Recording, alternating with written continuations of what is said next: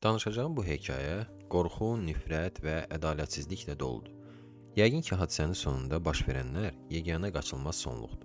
Lakin hər şeyi ardıcıllıqla danışaq. Bu hekayə 1995-2005-ci illəri əhatə edir və hadisələrin cərəyan etdiyi məkan Hindistan, daha dəqiq desək Hörkən mərkəzində yerləşən Naqpur şəhəri idi. O vaxtlar bu şəhərin əhalisi təxminən 3 milyon nəfər idi və bəzi proqnozlara görə o, dünyanın ən sürətlə inkişaf edən şəhərləri sırasına daxil olacaqdı. Hindistan sakinləri üçün Naqpur çox cəlbedici idi. Onların bir çoxu oraya köçmək istəyirdi. Çünki Naqpur rəsmi olaraq öz regionunda ən ekoloji təmiz, təhlükəsiz və texnoloji cəhətdən inkişaf etmiş şəhərlərdən biri kimi tanınırdı. Səhiyyə, ictimai nəqliyyat, çoxsaylı bahalı infrastruktur obyektləri, bütün bunlar şəhəri daha da cəlbedici edirdi. Lakin dünyanın hər hansı bir şəhərində olduğu kimi, burada da bahalı evlər, avtomobillər və buna bənzər şeylər artdıqca, varlılar ilə kasıblar arasındakı fərq daha da aydın görünürdü. Bu hal Naqpurun kənarında yerləşən Kasturba Nagar məhəlləsinə də aid idi. Bu rayon şəhərin ümumi mənzərəsindən fərqli olaraq o qədər də rəngarəng deyildi. Baxmayaraq ki, Naqpurun bir hissəsi idi. Bu rayon kasıb insanlarla sıx məskunlaşmışdı. Onların çoxu ölkə daxilində dalitlər və ya Hindistanda toxunulmazlar adlanan aşağı təbəqəyə, yəni aşağı kastaya mənsub insanlar idilər. Hakimiyyət bu insanların problemlərinə demək olar ki, diqqət ayırmırdı. Təəccüblü deyildi ki, burada kasıblıq və cəzasızlıq bir çox cinayətlərin törədilməsinə münbit şərait yaradırdı. İndi isə bu videoda haqqında danışacağımız şəxsə keçək. Onun adı Harat Koliçaran idi. Lakin o, daha çox Akku Yadav ləqəbi ilə tanınırdı. Biz də onu belə adlandıracağıq. O, 1972-ci ildə anadan olmuş, Naqpurun kasıb kənarında, Kasturba Nagar məhəlləsində böyümüş və demək olar ki, bütün həyatını burada yaşamışdı. Onun ilk tanınan cinayəti 1991-ci ildə 19 yaşında baş vermişdi. O zaman o və onun qoşulduğu dəstənin digər üzvləri yerli qadınlardan birini qrup halında zorlamışdılar. Əgər o sadəcə dəstənin adi üzvü olaraq qalsaydı, yəqin ki, biz onun haqqında heç vaxt danışmazdıq. Lakin tezliklə o, Kasturba Nagar məhəlləsindəki kiçik dəstələrdən birinə başçılıq etməyə başladı. Onun başçılıq etdiyi dəstə əsasən rüşvətxorluq, qarət və hətta qətillərlə məşğul olurdu. Yadavın nə dərəcədə qəddar birisi olduğunu sizə sübut etmək üçün onun o vaxt etdiyi cinayətlərdən birini sizə misal gətirəcəm. Bir dəfə o, onunla eyni məhəllədə yaşayan Puspa adlı qadının qapısını döymüşdü. Qadını inandırmaq üçünsə, qapını döyənin onun qardaşı oğlunun dostu olduğunu demişdi. Qadın qapını açan zaman, qadının qızının gözü qarşısında Akku Yadav qadını bıçaqlayaraq öldürmüşdü. O qadının barmaqlarından üzükləri çıxarmaq istəmiş, lakin bunun çətin və vaxtaparan olduğunu gördükdə, o qadının barmaqlarını üzüklərlə birlikdə kəsmişdi. Daha sonra qadının qulaqlarında sırğaları gördükdə, Yadav onları çıxarmaq üçün də eyni şey etmişdi. Onun sonraki qurbanı Aşa Baqad adlı qadın olmuşdu. Onun nə ilə Yadavı qəzəbləndirdiyi haqqında məlumat yox idi, lakin Yadav onu Kasturba Nagar məhəlləsinin küçələrindən birində bıçaqlayıb öldürmüşdü. Bu qətldən dəhşətə gələn Yadavın qonşusu Avinash Tiwari adlı şəxs polisə Yadav haqqında şikayət etmək istəmişdi. Bunu eşidən və qəzəblənən Yadav onu da bıçaqlayıb öldürmüşdü. Bundan əlavə Yadav qətlə yetirdikləri qurbanlarının cəsədlərini gizlətməyə heç xüsusi cəhd etmirdi. O, onları əsasən yerli dəmir yol xətləri yaxınlığındakı meşəyə atırdı, lakin həmin vaxtlar bu qətillərin heç birinə görə Yadav həbs edilməmişdi. Bu üç qəddar cinayət belə Yadavı ən çox tanıdan şey deyildi. Yadavın ətrafındakı ərazidə yaşayan qadınlardan biri, Kalma adlı qadın hamilə idi və öz uşağını dünyaya gətirdikdən cəmi 10 gün sonra Akku Yadav və dəstəsinin bir neçə üzvü tərəfindən zorlanmışdı. Daha sonra həmin qadın ruhən bu dağıdıcı hadisəyə dözə bilməmiş və nəticədə üstünə kerosin tökərək özünü yandırıb intihar etmişdi. Başqa bir qadın, Yadavın daha bir qurbanı, öz toyundan cəmi bir neçə gün əvvəl onun tərəfindən zorlanmışdı. Həmin dövrlər Yadav bu məhəllələrin kralı idi. Heç kim ona heç nə edə bilmirdi. Kasturba Nagarda yaşadığı müddətdə o rəsmi məlumatlara görə ən azı 40 qadını zorlamışdı. Lakin reallığa gələndə bu rəqəmin 200-dən çox olduğu hesab edilirdi.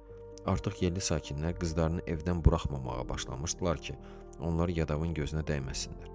Çünki bu qəddar və mənəviyyatsız insan öz qurbanlarının yaşına ümumiyyətlə baxmırdı. Onun ən kiçik qurbanının cəmi 10 yaşı var idi.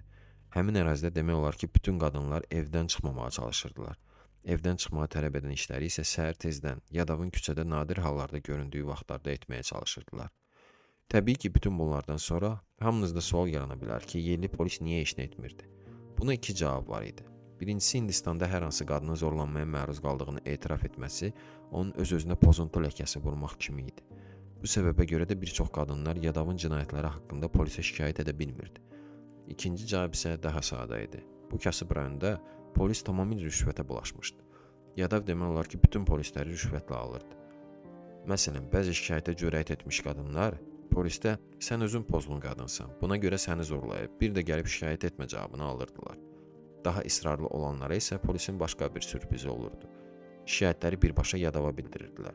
O da yenidən öz qurbanlarının yanına gələrək onları təhdid edir və izah edirdi ki, həmin şəxs polisə bir də ayaq bassa, onun başına nələr gələcək. Qeyd etmək istərdim ki, Akku Yadav vəhşiliklərinin piqqətinə çatdığı vaxtlarda dinc sakinlərdən pulu artıq köhnə üsullarla oğramırdı. Sadəcə qurban seçdiyi adamın evinə öz dəstəsi ilə gəlir və pulu tələb edirdi və heç kim onu inkar etməyə cürət belə etmirdi. 2004-cü ildə Akku Yadav və dəstəsinin bir neçə üzvləri onların nəzarət etdiyi ərazidə yaşayan Ratno Dungari adlı qadının evinə getmişdilər. Yadav qadının evindəki mebelləri sındırmış, qadının uşaqlarını isə öldürmək təhəddiləmişdi ki, o yığılan pullarını ona versin. Təbii ki, seçim yox idi və Yadav istədiyini alıb evi tərk etmişdi. Qeyd etdiyimiz kimi məhəllə sakinlərinin çoxu dalitlər idi, yəni Hindistanda aşağı kastaya mənsub kasıb insanlar. Yadav da əsasən onları terrorizə edirdi. Biraz öncə adı hallanan Ratno Dungari də onların sırasına daxil idi. Həmin qadının qonşuluğunda Narayana adlı ailə yaşayırdı. Bu ailə kasıb rayonda yaşasa da, uşaqlarına yaxşı təhsil verməyi bacarmışdı. O cümlədən onların qızları Uşaya da. Bu qız Yadavın qurbanı olan Ratnoya dəfələrlə polisə şikayət etməyi məsləhət görmüşdü. Lakin o, Yadavdan qorxaraq həmişə imtina edirdi. O zaman Uşa, Narayana özü bu hadisə barədə, yəni Yadav haqqında polisə şikayət etmişdi. Bu dəfə də polislər ailədə olduğu sxem üzrə hərəkət etmişdilər. Şikayəti birbaşa Yadava bildirmiş və hər hansı tədbir görməkdən imtina etmişdilər. Yadav da öz növbəsində bərk qəzəblənmiş və qisas alacağını bildirmişdi. O, öz dəstəsini təxminən 40 üzvünü yığaraq Uşa Narayananın evinə gedib və əlində sulfat turşusunun şüşəsini tutaraq qapı arxasından ona təhdidlər yağdırırdı. O qışqırırdı ki, şikayəti geri götürsə Uşaya heç bir zərər vurulmayacaq. Uşa da öz növbəsində qapını baryerlə bağlayıb çıxmaqdan imtina etmişdi. O həmçinin telefonla polis çağırmış, ona patrulun gəldiyini demişdilər. Lakin təbii ki, heç kim gəlməyi planlaşdırmırdı. Bu vaxt Yadav qapını döyməyə və təhdid etməyə davam edirdi. Sənin üzünə bu turşunu tökəcəm, bir də şikayət verə bilməyəcəksən. Zorlanma sənin üçün heç nə olacaq, çünki başına gətirmədiyimiz oyun qalmayacaq, deyə qışqırırdı. Cavabında qız da Yadava təhqirlər püskürürdü. Yadav və adamları qapını hər cürə sındırmağa çalışırdılar və onların içəri daxil olması sadəcə vaxt məsələsi idi. Bütün bunları anlayan Uşa evində yemək bişirmək üçün istifadə olunan qaz balonunun ağzını açaraq əlinə kibrit götürdü. O qışqıraraq xəbərdarlıq etdi ki, onlardan kimsə içəri daxil olsa, o kibriti yandıracaq və həm özünü, həm də içəri girməyə çalışanları partladacaq. Cinayətkarlar üçün bu tip addım gözlənilməz olmuşdu və qazı hiss edib həmin evi tərk etmişdilər. Lakin təbii ki, müvəqqəti olaraq. Xoşbəxtlikdən Uşa Narayanan qardaşlarından biri hüquqşünas idi. O, Yadavın fəaliyyət göstərdiyi məhəllələrin savadsız və avam əhalisindən fərqli olaraq qanunu daha yaxşı bilirdi. O, bu hadisədən sonra dərhal hərəkətə keçərək yerli rüşvətxor polisə deyil, daha yüksək instansiyalara müraciət etmiş və həm də işin örtbasdır edilməsinin qarşısını almaq üçün hadisə barədə mətbuata geniş müraciət etmişdi. Bu səbəbə görə də Uşa Narayana polis mühafizəsi altında Yadavın fəaliyyət göstərdiyi rayonu tərk edib, müvəqqəti olaraq daha təhlükəsiz yerə köçürülmüşdü. Bütün bu olaylar həmçinin bir tək qızın Yadav və onun dəstəsinə qarşı çıxmasını, həmin ərazidə yaşayan və Yadavın öz başlanğılarından bezmiş yerli sakinləri çox heyrətləndirmişdi.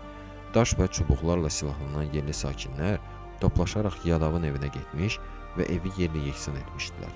Həmin gün Yadav nəhayət polis tərəfindən həbs edilmişdi. 2004-cü ilin avqustun 13-də Nagpur Dairə Məhkəməsində Yadavın girov qarşılığında azad edilməsi haqqında dinləməsi təyin edilmişdi.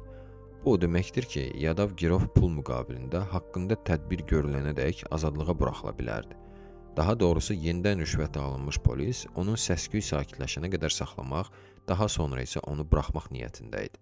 Girov haqqında dinləmənin Naqbur mərkəzindən daha uzaqda, yəni bir neçə kilometr uzaqlıqda keçirilməsi barədə qərar qəbul edilməsinə baxmayaraq, məhəllələrdən Yadavın cinayətlərindən əziyyət çəkmiş yüzlərlə qadın məhkəmə binasına gəlmiş və onların bir hissəsi içəri girib ön sıralarda yer tutmuşdular. Yadav məhkəmə zalına girəndə özünə tam inamlı və tamamilə vecsiz birisi kimi görünürdü. O birinci sırada əyləşən qadınlar arasında zorladığı bir çox qadınları tanımışdı və onlara fahişə deyə müraciət edir və bir neçəsinə çıxanda səni yenə zorlayacağam deyə qışqırırdı. Zalda olan polislər isə buna ancaq gülümsəyirdi.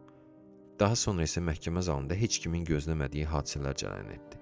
İçəridə olan qadınlardan əlavə olaraq çöldə dayanan və məhkəmə qərarını gözləyən yüzlərlə qadın içəri girmək üçün hücum etdi və içəri daxil olaraq Yadavı əhatəyə aldılar. Aciz polislər cərəyan edən hadisələrdən qorxaraq dərhal otaqdan qaçdılar.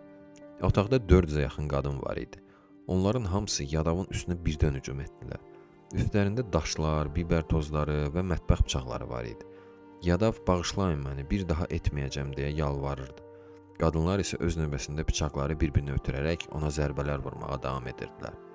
Həmrəlik əlaməti olaraq hər qadın Yadava ən azı bir zərbə vurmuşdu. Onlardan biri hətta onun cinsiyyət orqanını belə kəsmişdi. Məhkəmə zalının döşəməsi və divarları tez bir zamanda Yadavın qanına bulaşdı.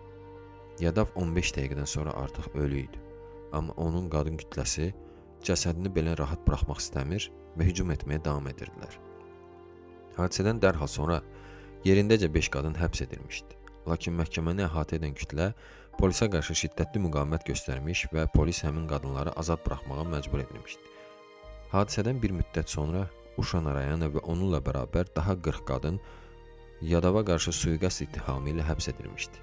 Lakin məhkum olunmuş qadınlardan hər biri dindirilərkən heç kimin Yadava zərbə vurduğunu görmədim deyərək ifadə vermiş və buna görə də məhkəmədə heç bir qadının konkret olaraq qətldə iştirakını sübuta yetirmək mümkün olmamışdı.